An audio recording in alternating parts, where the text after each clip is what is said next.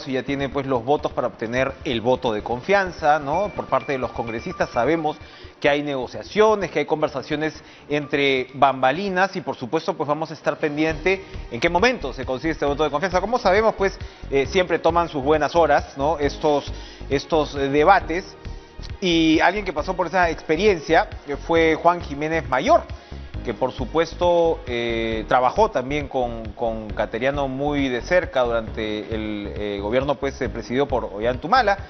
El señor Juan Jiménez fue ministro de Justicia, allí trabajó con Cateriano, recordamos pues que fue el representante ante la Corte Interamericana, ¿no? Y luego Juan Jiménez Mayor pues pasó a ser también primer ministro, y por supuesto sabemos que Pedro Cateriano tuvo su primera gestión también en ese periodo. Y ahora estamos en este punto, le damos la bienvenida. Juan Jiménez, ¿cómo está usted? Gracias por estar con nosotros. Enrique, encantado. Buenas noches. ¿Cuánto duró su debate de voto de confianza, se acuerda? Bueno, sí fueron buenas horas, ¿no? Sí, es una ordalía que hay que pasar en la democracia cuando uno ejerce estos cargos, pero creo que también se siente como un momento muy especial, un momento político, democrático, de ir a exponer a la representación las políticas de gobierno. Por supuesto, no hay comparación con lo que se está viviendo el día de hoy, con la situación dramática de la pandemia y el drama también económico del país, pero ciertamente es un momento crucial y esperemos que le den el voto de confianza, porque se está comentando de cierta aritmética, ¿no es cierto?, en este momento que podría ser preocupante y ojalá que eso no ocurra. Ahora, sería, en fin, como usted señala, pues es finalmente un momento democrático, pero sería sumamente peligroso que un gabinete en estas circunstancias no obtenga ese voto de confianza. Sin duda sería catastrófico y yo espero que el Congreso sopese adecuadamente el momento político y el momento del país y no genere una situación que nos llevará a un problema de estabilidad política impensable en este momento. Creo que lo que nos toca a todos como peruanos es avanzar, tirar para adelante y no estar con estos lastres de la política que realmente serían muy dañinos para el país. ¿Cómo observó el discurso de Cateriano? Han sido 46 páginas. Él Sí. además hizo algunos comentarios. Fue un discurso pues prolongado. Tocó, digamos, todas las bases. ¿Cómo observó el tono de este discurso y el fondo, por supuesto? Bueno, ciertamente fue un discurso largo. Creo que la opinión pública le estaba pidiendo al primer ministro que haga una presentación detallada de cómo es que vamos a salir del hoyo tanto sanitario como el tema de salud pública, como el problema de la activación o reactivación de la economía. Creo que en ese sentido ha sido bastante completo. Probablemente como siempre ocurre en estos casos, hay gente que no le gusta y que plantea, digamos, sus críticas. Ciertamente ha sido un discurso ambicioso, creo conciliador también, porque Cateriano ha planteado puentes de comunicación, ha hablado de que va a ser un gabinete transparente, que va a contar siempre la verdad. Creo que es importante también el tema de la neutralidad electoral, de no invadir los espacios políticos de lo que va a ser la próxima contienda electoral. Pero básicamente creo que el énfasis que se ha planteado ahora está vinculado al manejo de la pandemia, cómo se tiene que tratar este tema desde el punto de vista del gobierno, pero también, y creo que el énfasis que él además lo anunció y era lo que esperaba mucho la opinión pública, es cómo vamos a salir del drama económico que en este momento afecta a millones de peruanos, el empleo, la reactivación económica, la situación, digamos, que estamos pasando es una de las peores en los últimos 100 años. El Banco Central y el Banco Mundial han señalado que el Perú va a ser uno de los países, el país que más está afectado económicamente con la pandemia. Vamos a caer este año 12,5%. La pobreza se va a incrementar en 10 puntos, vamos a regresar 10 años, ¿no es cierto? Vamos a regresar a los indicadores que teníamos el año 2010 en el país. Y esto realmente es muy negativo y ojalá que podamos salir rápido. Y la idea justamente de este mensaje para la investidura del gabinete de Cateriano ha estado justamente centrado en cómo salimos de este problema que nos ha golpeado muy duro a los peruanos. ¿Cómo ha notado el debate ya de los propios congresistas? Habían pues unos pocos que, como sabemos, pues estaban de manera presencial, pero la mayoría han hecho sus intervenciones de modo remoto y se ha visto en realidad yo he seguido la mayor parte del debate, mucha irregularidad, ¿no?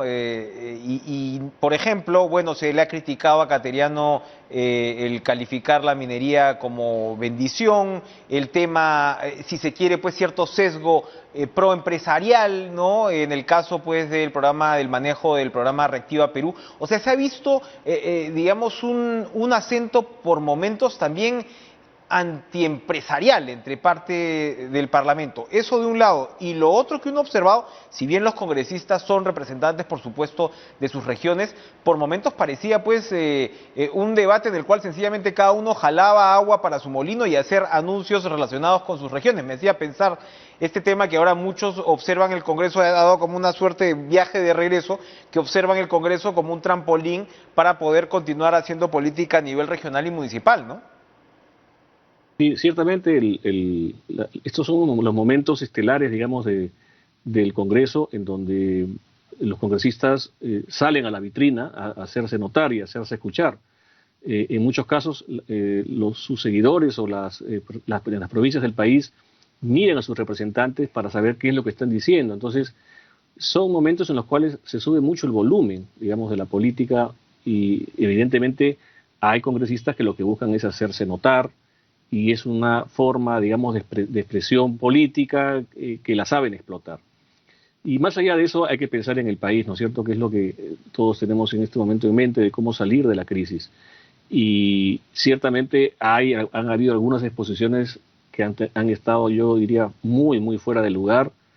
Un congresista del Frente Amplio planteó que la solución, digamos, a la crisis en este momento es convocar una asamblea constituyente, ¿no? Entonces, yo creo que algunos políticos, porque hay que calificarlo de esa manera, no están sopesando realmente cuál es el momento en el cual está atravesando el país y cómo tenemos que salir de esta crisis. Estamos metidos en un hueco que tenemos que salir, ojalá que pronto, y las medidas que se han planteado pueden ser discutidas, pueden ser enriquecidas y ojalá el primer ministro y el gabinete puedan escuchar también a otras alternativas que se están planteando. Hay propuestas también interesantes. Lo bueno es que en democracia el diálogo permite que podamos entendernos y que podamos inclusive mejorar iniciativas que hay que hacer. Por ejemplo, fíjense, hay en este momento en el país 1.900 millones de soles en obras vinculadas a hospitales y centros de salud paralizados en 7 regiones del país. Y es importante que estas obras puedan ser reactivadas lo más rápido posible. El gobierno pidió el año pasado un decreto de urgencia, el 08, que permitía la posibilidad de poder, digamos, reactivarlas y había todo un calendario, pero el decreto ha quedado fuera o ha quedado sin efecto prácticamente porque la pandemia estableció un cronograma que culminaba el 30 de abril y esto ha quedado sin efecto por la pandemia. Entonces hay que ver la manera en la que podemos reactivar. Son más de 800 obras que están paralizadas en todo el país y esto es una parte de la reactivación que creo que es importante que ha anunciado el gabinete, pero no específicamente en este punto. Entonces, creo que, si bien es cierto, se ha planteado el día de hoy la política general que está muy vinculada a la reactivación y, por supuesto, al tema de salud pública, pero en el tema de reactivación hay una serie de medidas que pueden ser mejoradas y que pueden ser, por supuesto, ampliadas en función de lo que pueda estar mucho más a la mano. Y creo que ahí va a ser la muñeca de Pedro Cateriano de poder tender puentes, el plan Perú que se ha anunciado, ¿no es cierto?, por el presidente. Creo que también es una buena vía para poder generar iniciativas que permitan rápidamente que podamos tomar la iniciativa de mejorar las cosas. Efectivamente, una de las características que tiene Cateriano, que por momentos pues se le ve como peleón o como un primer ministro de choque, ya antes había demostrado que cuando le tocaba ponerse el otro sombrero no era de esa, no era así. Sí. Pero él insiste siempre en la necesidad de lograr consensos políticos, que de alguna manera es una figura que se encuentra pues devaluada, ¿no? O de repente parte de la población no lo ve con gran importancia, pero precisamente esta propuesta del Pacto Perú ayudaría efectivamente a dinamizar. Porque lo que ustedes señalan no es solamente pues la vida política como tal, estaríamos incluso hablando de acuerdos para sacar la economía adelante. ¿Es posible a partir de una mesa política que esto también pueda darse? Ojalá sea así, Enrique. Y más que eso, yo creo que el pacto lo que podría desarrollar en el país es una agenda que pueda inclusive ser desarrollada ya durante el próximo gobierno. Es decir, necesitamos en este momento un plan de reconstrucción del país. El país está en este momento derrumbado. Somos el país, por ejemplo, de la Alianza del Pacífico que está más afectado. Colombia y Chile no están tan afectados como nosotros, lo están también sin duda, pero no en la magnitud que el Perú ha caído. Y creo que es importante que en este momento tengamos la articulación suficiente de todo el aspecto, no solamente político, sino académico, las universidades. Esto tiene que generar una amplia convocatoria que permita establecer 10 o 12 puntos, digamos, que permitan desarrollar iniciativas que vayan más allá de, por supuesto, estos 12 meses que tiene el gabinete, sino que puedan ser cumplidas en el próximo gobierno. Y justamente este periodo electoral lo que puede permitir es que las fuerzas políticas puedan generar ciertos consensos en sus planes de gobierno para que podamos tener cierta estabilidad política en los próximos 5 años y que podamos tener un plan que sea, digamos, cumplido y que podamos todos, digamos, tener la certeza que vamos a ir por ese camino con seguridad jurídica, seguridad económica y que podamos efectivamente recuperar el país. Esto es una base, creo, importante y creo que Cateriano tiene la muñeca. Cateriano, hay que decirlo en estos términos, es uno de los políticos más importantes, más relevantes que tiene el país en este momento.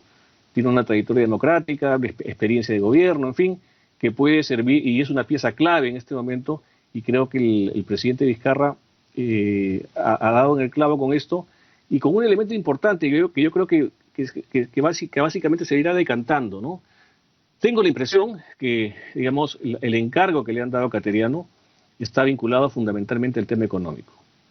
Y el presidente, durante todos estos meses de la pandemia, ha sido el que ha estado dirigiendo el aspecto sanitario en el país, por supuesto con el ministro de Salud, el comando COVID. Pero, digamos, en el tema económico había un déficit en el gobierno. Y en este momento, la pieza que ha entrado a jugar en este momento el partido en el país es un jugador que puede, digamos, jugar muy bien en esta cancha, en la cancha de la economía y en la cancha de poder desarrollar importantes proyectos para el país que dinamicen la economía, que es lo que en este momento necesitamos. Dar facilidades al sector privado para que el sector privado pueda invertir. Se anunció el día de hoy que la inversión privada ha caído 40%, que es un montón, digamos, para el país. Y, por supuesto, dinamizar la economía con mucha inversión pública que se ha anunciado, pero que requiere ciertamente ajustes importantes. Arranca Perú es un programa importante de 6.400 millones que básicamente va a ser ejecutado por gobiernos regionales y gobiernos locales en obras que están vinculadas a reducir brechas de infraestructura en todo el país, pero requieren que podamos agilizar los procedimientos que tenemos en el Estado, que son muy engorrosos. Todo el ciclo de proyecto va a tener que pasar, para los proyectos de Arranca Perú se va a tener que pasar por todo el ciclo de proyecto, el estudio de preinversión, la licitación, la supervisión, la ejecución, en fin, hasta llegar a la culminación de la obra. Y son recursos que se han dispuesto hasta diciembre de este año.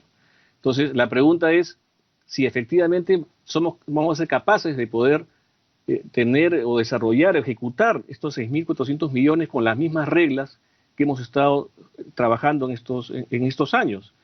Y para tener un dato concreto, las regiones, por ejemplo, por la pandemia y por defectos de gestión, en fin, solo han ejecutado de sus proyectos de inversión, de presupuesto de este año para inversiones, solamente el 14%. Y ahora les vamos a dar 6.400 millones de soles más para que sigan haciendo obras cuando no han podido hacer los anteriores. Entonces, hay que saber si realmente tenemos la capacidad para poder desarrollar esto y creo que ahí el Ejecutivo podría apuntar a un shock de gestión, porque creo que el gran problema que tenemos en el Perú es un problema de gestión más que un problema de recursos en este momento para que podamos reactivar la economía en serio. Vamos a ir a una pausa, regresamos precisamente para seguir conversando con Juan Jiménez y un poquito ir rastreando cómo va el tema de la negociación del voto de confianza en el Parlamento. No se muevan.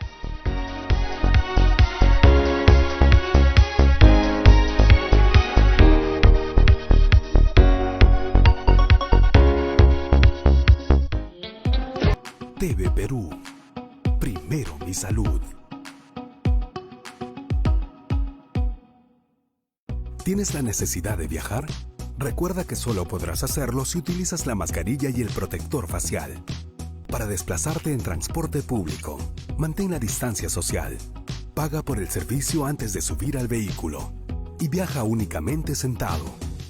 Si requieres trasladarte fuera de tu ciudad de residencia, dirígete a los terminales sin acompañantes y portando una declaración jurada de no estar infectado con COVID-19. Si viajas en bus interprovincial, los asientos deben estar separados por cortinas plásticas. Si vas a trasladarte vía aérea, acude al aeropuerto 3 horas antes y podrás ingresar previo control de tu temperatura. Recuerda que es importante vigilar que cualquier vehículo de transporte terrestre o aéreo se encuentre desinfectado antes de su uso. Solo así podrás transportarte. Si me cuido yo, cuido a los demás. Primero mi salud. ¿Qué está pasando? ¿Qué está pasando? ¿Qué está pasando? Las noticias contadas de un modo distinto. ¿Qué está pasando? Nicolás Salazar y Perla Berríos presentan los hechos que están ocurriendo y los más comentados del día. ¿Qué está pasando? De lunes a viernes a las 7 de la noche. TV Perú. Primero mi salud. Acompaña tus noches con TV Perú. A las 9, las entrevistas que dan profundidad a la noticia. Cara a cara, con Enrique Chávez. A las 9:30, Lucho Trizano analiza la situación deportiva en su retorno a las canchas. TV Perú Deportes. A las 10, la lucha de las fuerzas del orden por mantener la paz y seguridad en el país. Código 7 con Roberto Wong. Y a las 10:30, Natalia, Javier, junto a invitados especiales, nos muestran una forma franca de usar la mente. Francamente. De lunes a viernes cambia tus noches con TV Perú. Primero mi salud. Mantén tu distancia con el resto de personas en todo momento.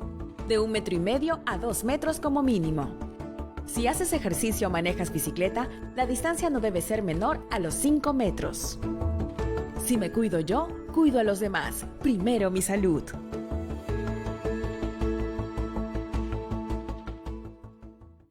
¿Tienes la necesidad de viajar? Si requieres trasladarte fuera de tu ciudad de residencia, dirígete a los terminales sin acompañantes y portando una declaración jurada de no estar infectado con COVID-19. Si viajas en bus interprovincial, los asientos deben estar separados por cortinas plásticas. Si vas a trasladarte vía aérea, acude al aeropuerto 3 horas antes y podrás ingresar previo control de tu temperatura. Solo así podrás transportarte.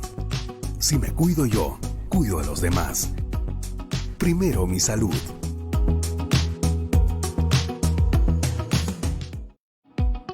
TV Perú. Primero mi salud.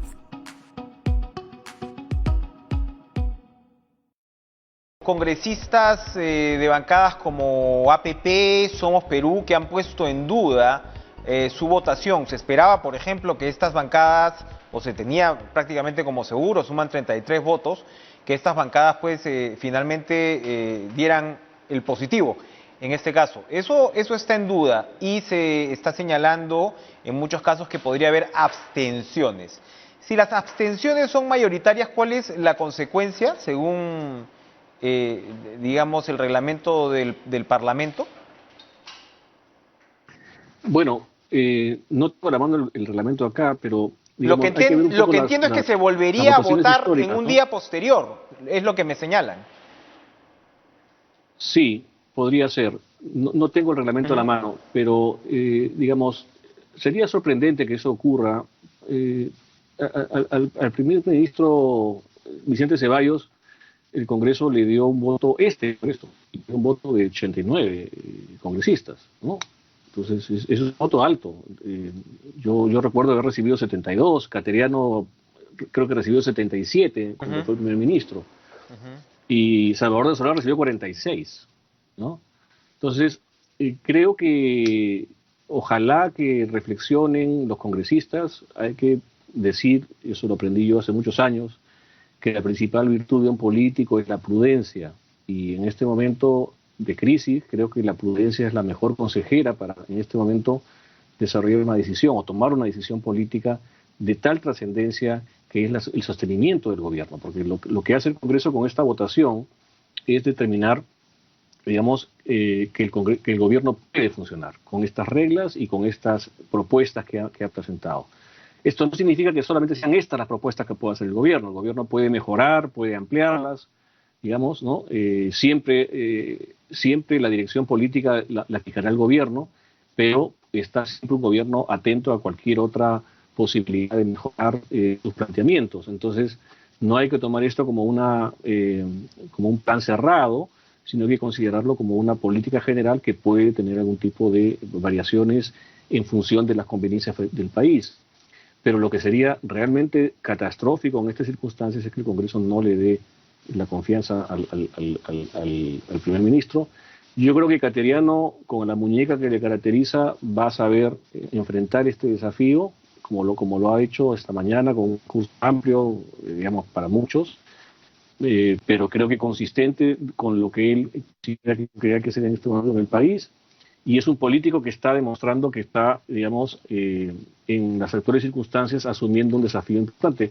A nadie le gusta agarrar un fierro caliente, y creo que Cateriano, al aceptar la propuesta del presidente de conducir este gabinete durante estos últimos 12 meses, está manifestando una vocación de servicio. Creo que deberíamos considerarla también dentro de la votación. Él no es un hombre del presidente Vizcarra, no es una persona que sale de alguna cartera política, es una persona que ha forjado su propia trayectoria política de muchos años, y creo que, y sobre todo democrática, y digamos con práctica de integridad, y creo que esto es lo que tenemos que valorar también al momento de hacer una votación, y ojalá que el Congreso deje de lado, los grupos políticos dejen de lado sus propias agendas personales y piensen primero en el país. Porque preocupa además que en este toma y daca, que siempre ocurre finalmente en los votos de investidura, y que como usted señala, pues sería de esperar que esto llegue a buen puerto, que en este toma y daca incluso se estarían insistiendo con pedir la cabeza, pues, de ciertos ministros. Y preocupa particularmente el caso de educación. Seguramente, pues, la famosa compra abortada de las tablets, ¿no? Es una nueva excusa, si se quiere, ¿no?, para pedir el relevo de Martín Benavides, pero sabemos, pues, que lamentablemente en sectores parlamentarios también persiste el interés por ir desarmando o quitándole las uñas a la SUNEDU, ¿no? Entonces, que se insista a estas alturas con una estrategia de este tipo, pues sería bastante decepcionante, ¿no? Sí, es muy desafortunado, y creo que ciertos partidos políticos que encontraron una cantera económica y de financiamiento en la educación son los que han estado en este momento, de ahora y también en el Congreso anterior, poniendo muchas piedras en el tema educativo. Y recordemos que inclusive el Congreso anterior censuró al ministro Saavedra, que es una persona muy competente, y desafortunadamente perdimos un excelente ministro de Educación. Creo que el ministro actual está también desarrollando buenas políticas educativas, a pesar de las circunstancias muy difíciles que estamos atravesando, y creo que estamos en este momento con un gabinete que debería tener la oportunidad de poder servir al país. Hemos tenido situaciones muy complejas. En el gabinete anterior, Enrique, hemos tenido, yo creo, el récord de presos fallecidos en todo el mundo. Eso no ha pasado en ningún país del mundo, ni siquiera en Brasil, que tiene las cárceles más hacinadas y más terribles de Latinoamérica, ocurrió lo que ha pasado en el país. Aquí hemos tenido 288 presos muertos por COVID. Esto puede generarle al país una responsabilidad internacional, porque se desoyeron recomendaciones de la Comisión Interamericana, de la Corte, sobre lo que había que hacer en los temas de prisiones, y desafortunadamente la gestión del ministro anterior fue realmente desastrosa, y nos ha llevado a un punto en donde somos realmente una vergüenza internacional, y creo que eso Eso debería decirse, ¿no? Bueno, y Cateriano enfatizó pues precisamente la compra de los 2.000 primeros grilletes, ¿no? Se refirió a la responsabilidad en este caso que está asumiendo, los grilletes electrónicos, me refiero, que está asumiendo Correcto. la actual ministra. La ministra.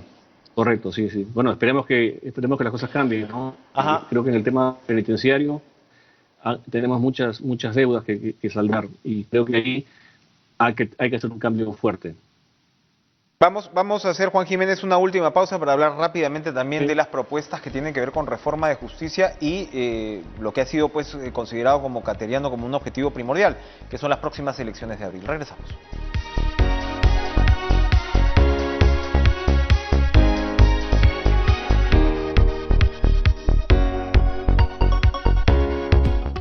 TV Perú. Primero mi salud. ¿Tienes la necesidad de viajar? Recuerda que solo podrás hacerlo si utilizas la mascarilla y el protector facial. Para desplazarte en transporte público, mantén la distancia social. Paga por el servicio antes de subir al vehículo. Y viaja únicamente sentado. Si requieres trasladarte fuera de tu ciudad de residencia, dirígete a los terminales sin acompañantes y portando una declaración jurada de no estar infectado con COVID-19. Si viajas en bus interprovincial, los asientos deben estar separados por cortinas plásticas. Si vas a trasladarte vía aérea, acude al aeropuerto 3 horas antes y podrás ingresar previo control de tu temperatura. Recuerda que es importante vigilar que cualquier vehículo de transporte terrestre o aéreo se encuentre desinfectado antes de su uso. Solo así podrás transportarte. Si me cuido yo, cuido a los demás. Primero mi salud. ¿Qué está pasando? ¿Qué está pasando? ¿Qué está pasando? Las noticias contadas de un modo distinto. ¿Qué está pasando? Nicolás Salazar y Perla Berríos presentan los hechos que están ocurriendo y los más comentados del día. ¿Qué está pasando? De lunes a viernes a las 7 de la noche. TV Perú. Primero mi salud. Acompaña tus noches con TV Perú. A las 9, las entrevistas que dan profundidad a la noticia. Cara a cara, con Enrique Chávez. A las 9:30, Lucho Trizano analiza la situación deportiva en su retorno a las canchas. TV Perú Deportes. A las 10, la lucha de las fuerzas del orden por mantener la paz y seguridad en el país. Código 7 con Roberto Wong. Y a las 10:30, Natalia, Javier, junto a invitados especiales, nos muestran una forma franca de usar la mente. Francamente. De lunes a viernes.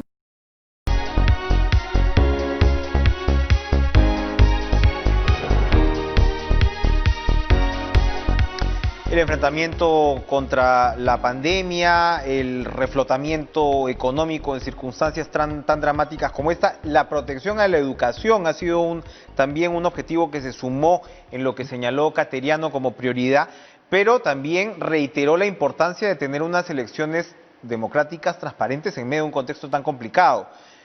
Cateriano ha señalado que los candidatos debemos conocerlos con la debida antelación. Antes a este programa incluso le señaló que ojo con el Festival de Tachas que vimos también en las elecciones pasadas que debilitan el sistema democrático. Se ha pronunciado en contra del voto preferencial.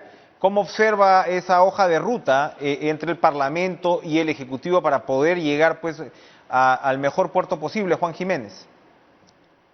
Sí, me parece relevante que el gobierno esté tomando con seriedad el tema electoral, que planteen, por supuesto, la neutralidad del gobierno para que no exista ningún favorito en las elecciones y que tengamos reglas de juego claras y evitemos, y Pedro Cateriano ha sido muy enfático, no solamente en la investidura del día de hoy, sino lo ha dicho en declaraciones anteriores, que no vuelva a ocurrir lo que tuvimos que pasar en el 2016, ¿no? En donde dos candidatos a la presidencia, digamos, ya en plena campaña electoral, fueron separados de la campaña y se replanteó, por supuesto, a partir de eso todo el mapa electoral y todas las preferencias de los candidatos y candidatas. Entonces, creo que establecer reglas de juego claras, neutralidad del gobierno es importante. Yo introduzco un elemento adicional que es que tengamos órganos del sistema electoral absolutamente inobjetables. Estamos en este momento en el proceso de elección en la Junta Nacional de Justicia del jefe o jefa de la OMPE. Va a ser hombre porque ya los finalistas son solamente varones.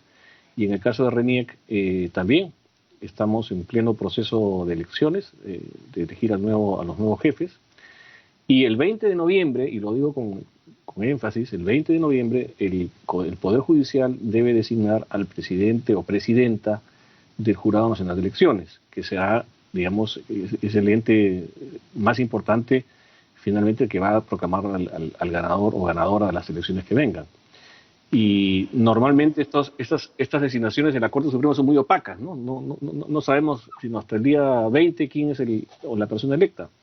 Entonces creo que es importante que hagamos un seguimiento y que la propia Corte pueda hacer un proceso más transparente en donde las personas que quieran postular a los cargos o a este cargo que es muy importante para el país, pues presente una alternativa o cuáles son los planes, digamos, que quiere ofrecer al país para conducir estas elecciones y que estemos todos tranquilos, que no tengamos, como he dicho yo, un hermanito en el Jurado Nacional de Elecciones, ¿no? Ya la persona que estaba, el representante del Ministerio Público ya ha sido designado también en un proceso donde nadie sabe cómo terminó esta persona ahí siendo además reelecta, pero creo que en el caso de la Corte Suprema, que es el presidente, que es la persona que ejerce la presidencia según la Constitución, que tengamos a una persona idónea y no una persona cuestionada, porque eso va a ser el punto de partida para decir si vamos a tener unas elecciones también adecuadas.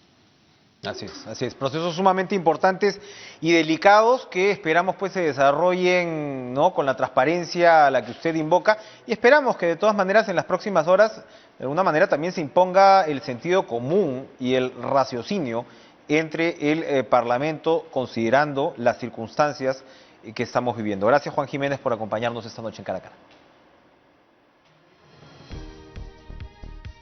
Gracias también a ustedes por comenzar la semana con nosotros y sigan en TV Perú porque le doy el pase a Carolina Salvatore, TV Perú Deportes. Carolina, que tengas un excelente programa. TV Perú, primero mi salud.